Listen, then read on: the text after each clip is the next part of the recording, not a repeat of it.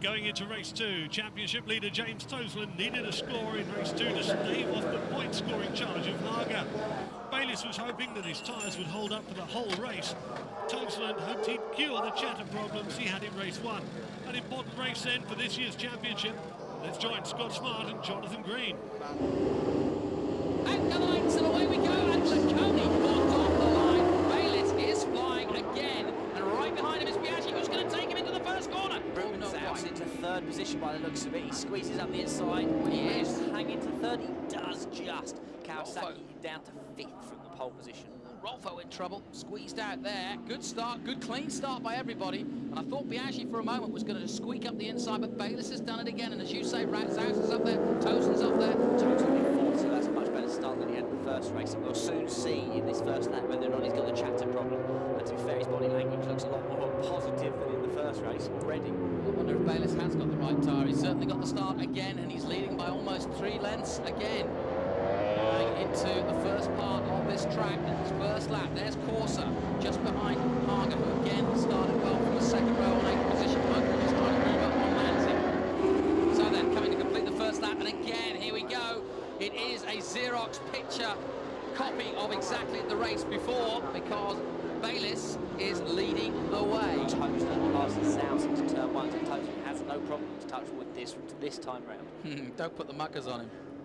Tosen then, yes. Don't put the muggers on him. Yes, muggers, yeah, well that's true. No, he's got his own muggers out there.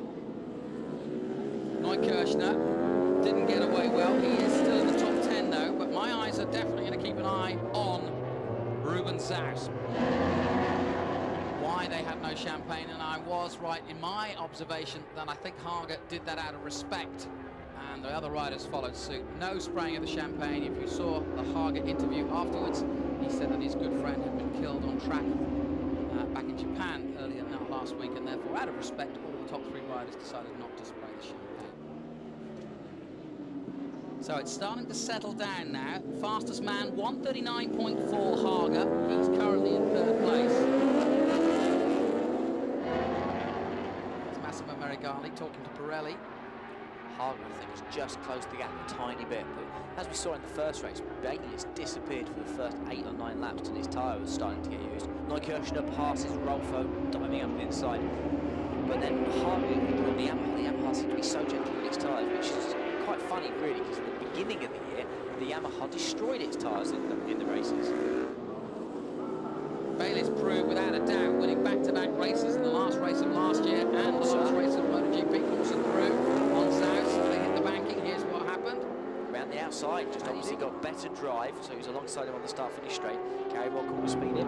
Also not very happy about the fact that they put the cones narrower in. He can't take this wider run into the first corner.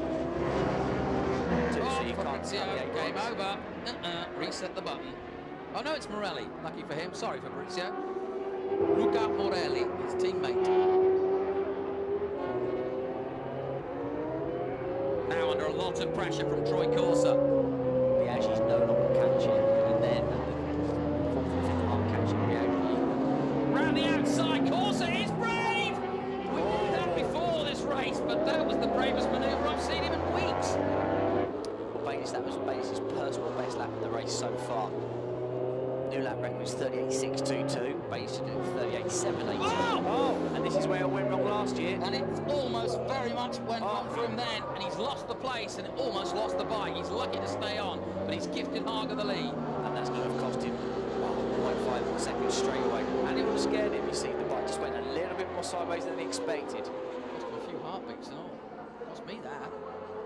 He was really lucky. He's still got full brake, and that's where it's really slippery out there in the dirty part of the track. You see the ground's falling away there. It's where he fell down in the race last year, so he's going to have his work cut out. Haga will do everything he can right now. This is the lap, the fastest possible lap.